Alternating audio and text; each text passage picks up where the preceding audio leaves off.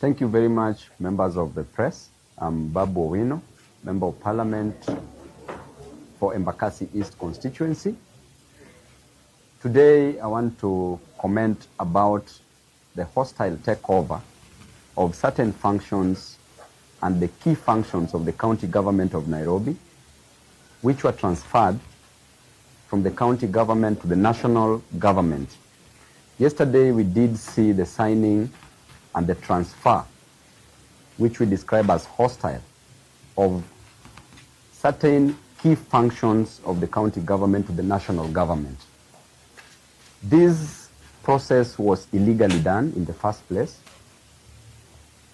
and we are being informed that public participation is supposed to be done after the signing of this agreement. This is completely unconstitutional, unlawful, and I don't see the need why the national government should move in a hurry to take the functions and or kill the spirit of devolution within Nairobi County. The governor, in his wisdom or lack of the same, did agree to transfer his responsibilities, which were bestowed on him by Nairobians who woke up very early in the morning, Nairobians who trusted that their roads could be done by the governor and has since then not been done, Nairobians who trusted that drainage could be fixed by the governor and has since not been fixed, Nairobians who believed that there will be no rationing of water in Nairobi and there will be sufficient supply of clean water and affordable water to Nairobi residents. Nairobians believed that the Nairobi County would be clean. There would be no garbage within the city. They did believe that jobs would be provided to Nairobians. They did believe that health facilities would work and the medics, the staff, would be paid well. Nairobians also believed that they could have low cost of living as opposed to what we are experiencing currently. What did we see?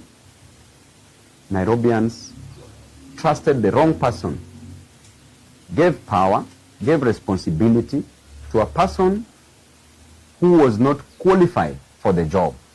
That is Governor Sakaja. He's become a disappointment.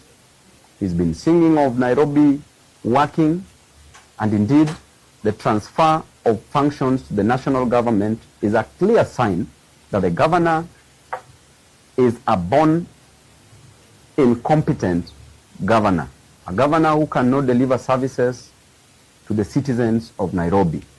So Nairobi is at a great loss, and we are mourning, deeply mourning, we are grieving the transfer of functions from the county government to the national government.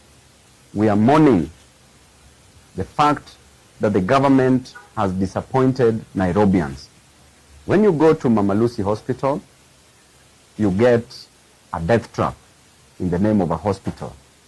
No drugs within the hospital. There's a lot of negligent activities occurring at Mama Lucy.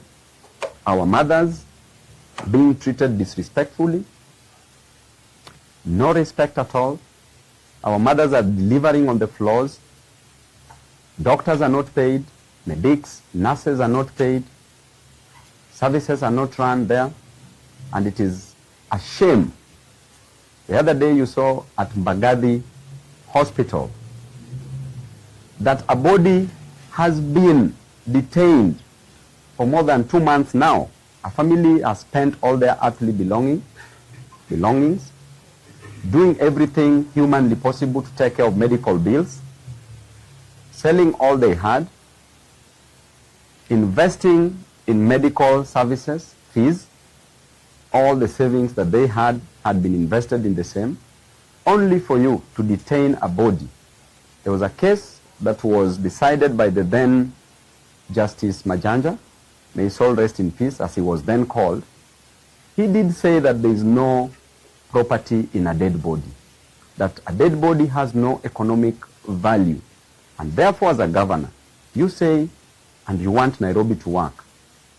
Nairobians are mourning. because of your incompetence. You've let us down, and the national government, you are also very incompetent. So an incompetent body taking over another incompetent body in the name of delivering. What a shame. This is a race of two pygmies competing on who is taller than the other. What a shame. Nairobi itself has not received serious projects from the national government. Then the national government is coming in the name of delivering Nairobians from the bondage of incompetence, from the graveyard of corruption, from the cemetery of confusion. And clearly, this is a sham. Governor Sakaja has reduced himself because right now he's going to work under the county government, under the national government of Kenya, which means that all his roles have been waived. He has transferred all his responsibilities to the national government. So we condemn this act, and I know that there's nothing new that is going to happen.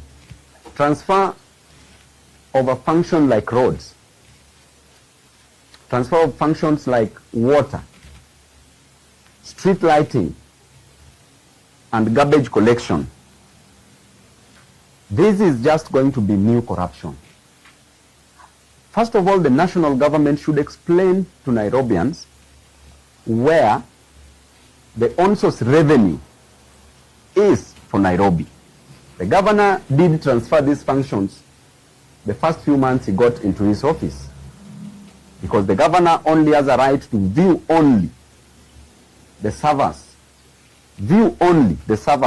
where the on-source revenue is collected. And I will come back here with the dossier where the on-source revenue is collected at Interior Office. I have all that. There was a recommendation that the governor ought to have been prosecuted. He's being protected by the higher powers. And Nairobi can run itself. Nairobi is not that incompetent. It is a shame that the governor says that he's a governor by birth, yet destroying the same very place that he was born in, leaving it a worse place than he found it. But there's hope for Nairobians.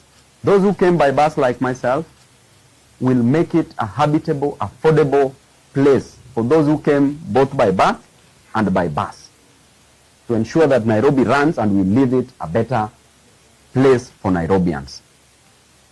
So in that spirit, I want to tell Nairobians never to entrust, never to put their trust in such a born incompetent person. This time round, Nairobi will not reason with dimples. Reasoning will be with brains. It will be brains versus dimples. It's upon you to choose what will salvage you from the shackles of unemployment within Nairobi and get a clean, better, motorable city. A city under the sun, as we are proud of it. Therefore, I will invite questions from members of the press.